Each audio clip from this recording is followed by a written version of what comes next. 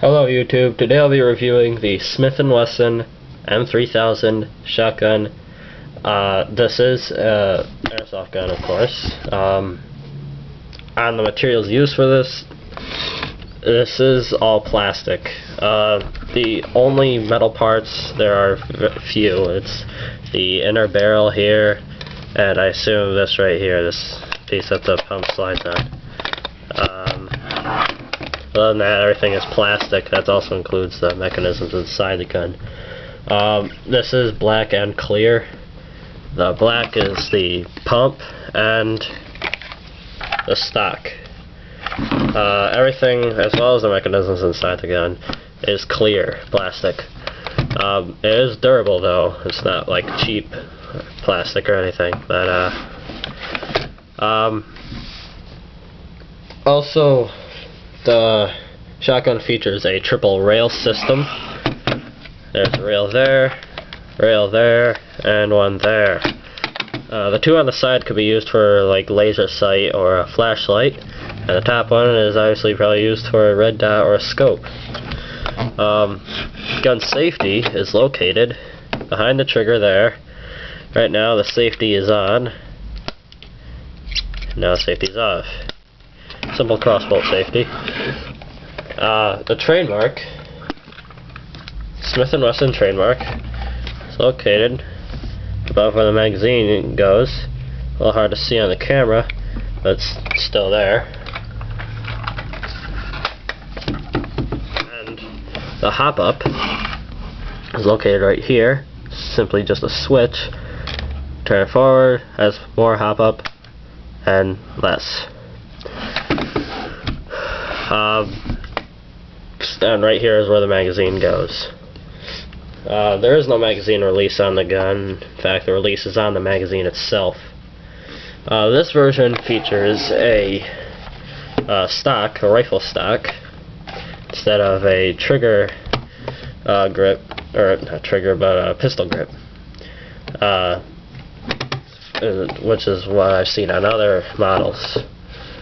The sling is attached with the sling mounts here, one here, and of course at the end of the stock here. It comes with like a few buckles to put on there. I mean, it doesn't clip on or anything. You have to tie it on. But the velocity of this gun is decent. It is roughly 325 FPS, and that would be with the use of a .12 gram BB. Of course, using a .12 gram is you're sacrificing accuracy for higher velocity, so it's recommended, of course, you use a heavier BB such as the .2 or .25. I use the .25 and it's extremely accurate. But the use of a hop-up should only be used for a heavier BB, because with a .12, the BB flies much more than it would without any hop-up being used. The sights on here is, well, there is none actually, so the best to use without any kind of optic would be the top rail.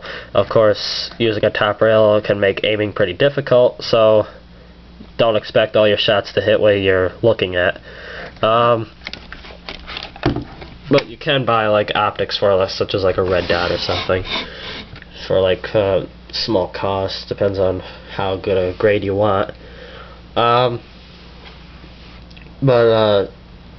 the magazine on here is something I'm not really pleased with, because it's takes like a while to load this unless you have a speed loader.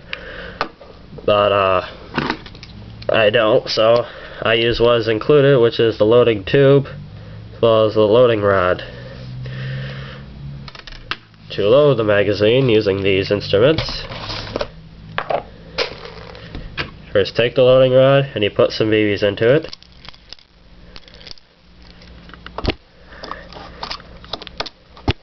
And you pop that into the magazine hole. And you use the rod and you force the BBs through.